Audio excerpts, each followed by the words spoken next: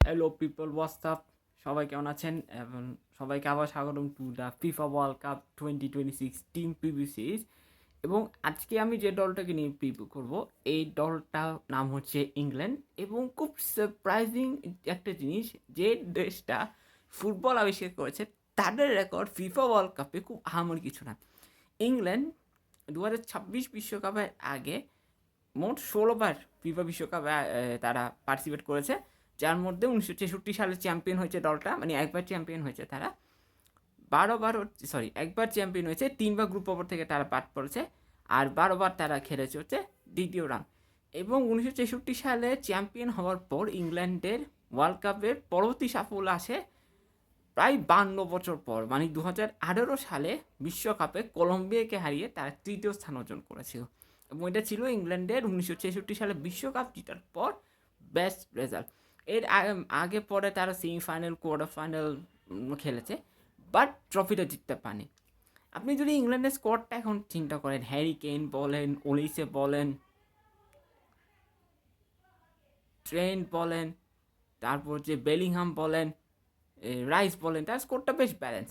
But প্রবলেমটা হচ্ছে ওই ক্রুশিয়াল মুভমেন্টে গিয়ে বা একদম মানে ক্রুশিয়াল ম্যাচগুলোতে গিয়ে তারা পারে না, মানে তাদের মধ্যে কেমন জানি বন্ডিংটা থাকে না, বা তারা কেমন জানি এক্সপেকটেশনসটা নিতে পারে না, বা ওই প্রেশারের মধ্যে পড়ে পারফর্ম করতে পারে না।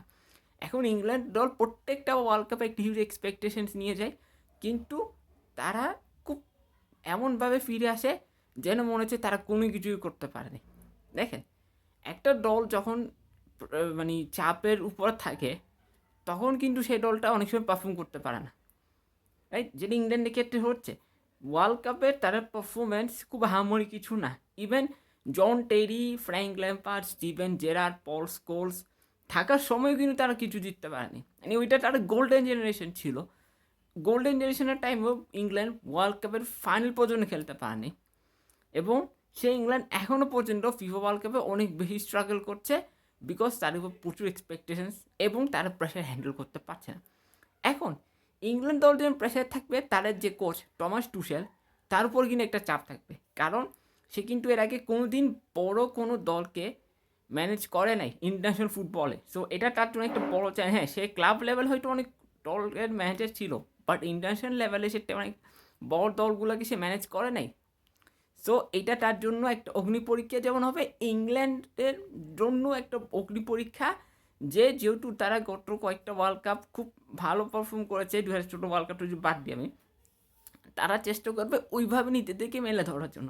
এখন ইংল্যান্ডের একটা কমন জিনিস দেখবেন আপনার, আর যখনই কোনো টুর্নামেন্ট খেলেছে, is coming home, is coming home, কিন্তু বাস্তবে is going to another country, এটা হয় না।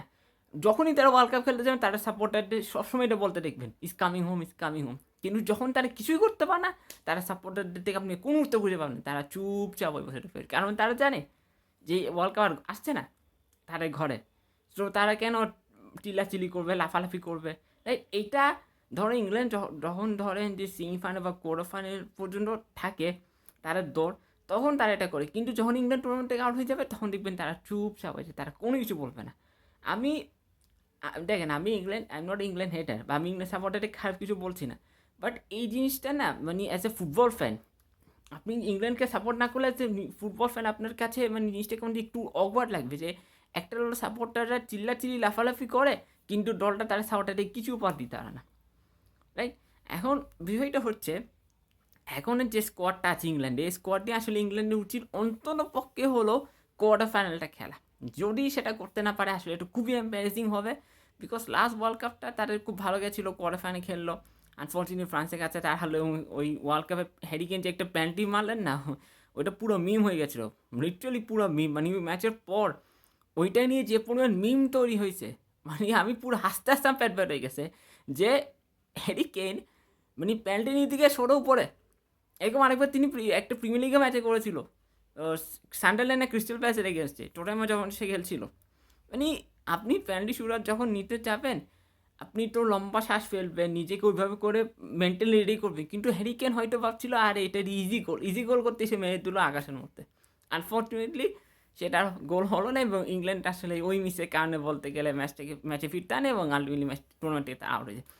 এখন ইংল্যান্ড স্কোয়াডটা ভালো, বেশ কয়েকজন ম্যাচ উইন এসেছে, প্লাস তাদের অনেক বেশিরভাগ প্লেয়ারই কিন্তু ওয়ার্ল্ডের বড় টপ লিগগুলোতে খেলে। সো ওইটা একটা এক্স ফ্যাক্টর, প্লাস ওইটা একটা পজিটিভ ফ্যাক্টর ইংল্যান্ডের জন্য leading to the world cup. But তাদেরও কিছু ইঞ্জুরি কনসার্ন আছে, যেটা হয়তো তাদেরকে একটু ভাবাবে যে ওটার স্কোয়াডের মধ্যে most of player injury prawn, right? So ওই পার্টিকুলার প্লেয়ারগুলোকে রিপ্লেস করার মতো থেকে আছে কি না, বা ওই পার্টিকুলার প্লেয়ারগুলোকে নিয়ে টমাস টুশেলের কী প্ল্যান হবে, বা হ্যারি কেনের কী প্ল্যান হবে। হ্যারি কেন কিন্তু বেশ অসাধারণ ফর্মে আছেন, ইন্টারন্যাশনাল বলেন ক্লাবে বলেন ভালো ফর্মে আছেন। ডেকল্যান রাইসও ভালো ফর্মে আছেন, জুড বেলিংহাম অ্যাজ ইউজুয়াল তো ফর্মেই আছেন। মানে ইংল্যান্ডের বেশিরভাগ প্লেয়ারের মধ্যে বেশি ভালো ফর্মে আছেন, ক্লাবে যেমন পারফর্ম করছে, ইন্টারন্যাশনাল তার পারফর্ম করছে। সো ওইটা একটা মানে পজিটিভ দিক ইংল্যান্ডের জন্য, যে প্লেয়ার্সরা ক্লাব এবং ইন্টারন্যাশনাল দুইটারই ভালো করতেছে। বাট যেহেতু তাদের ওয়ার্ল্ড কাপ রেকর্ড খুব আহামরি কিছু না, সো এটা একটা বড় চ্যালেঞ্জ হবে ইংল্যান্ডের জন্য to live up to expectations, যেটা আমি আগে বলেছিলাম যে প্রেশারে পরে তারা পারফর্ম করতে পারে না। সো ওই জিনিসটার থেকে তারা এবার বেরিয়ে আসতে চাইবে, তারা চেষ্টা করবে অন্তত পক্ষ হলো এবার কোয়ার্টার ফাইনালটা খেলার জন্য। এবং Thomas Tuchel is a experience coach তিনি, বা যেহেতু ইন্টারন্যাশনাল লেভেলে তার এক্সপিরিয়েন্স খুব কম, সো তিনি আসলে এই দলটাকে নিয়ে কতটুকু আগাতে মানে কতটুকু নিয়ে যেতে পারবেন সামনে, সেটা কিন্তু একটা বড় প্রশ্নে থেকে যাচ্ছে।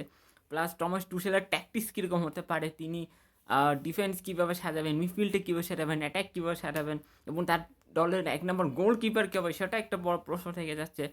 সো মানে মোটামুটি এক প্রকার একটা কনফিউশন এখন ইংল্যান্ড ক্যাম্পে, যে কী হবে, আমরা কীভাবে আগাবো। মানে ইংল্যান্ড যতবারই ওয়ার্ল্ড কাপ খেলতে যায় কোনো না কোনো প্ল্যান নিয়ে নামে, বাট সেটা এক্সিকিউট করতে পারে না, যেটা জন টেরি ফ্র্যাঙ্ক ল্যাম্পার্ডের সময় হয়েছিল, এখনকার টাইমেও সেটা হচ্ছে। সো আমি মনে করি টমাস টুশেলের উচিত হবে প্রপার ট্যাকটিক্স, প্রপার প্ল্যানিং করে মাঠে নামা, তাহলে হয়তো মেবি কিছু ফলাফল আসবে।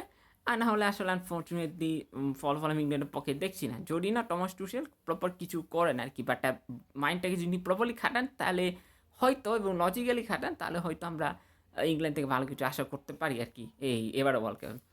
সো হচ্ছে আমার আজকে টিম প্রিভিউ, আমার প্রিভিউ কেমন হয়েছে অবশ্যই কমেন্ট করে জানান, আর ভিডিও ভালো লাগলে অবশ্যই বেশি বেশি করে শেয়ার করুন। আপনার সাথে দেখা হচ্ছে আবার আগামীকাল। সবাই ভালো থাকবেন, সুস্থ থাকবেন, সবাইকে শুভরাত্রি।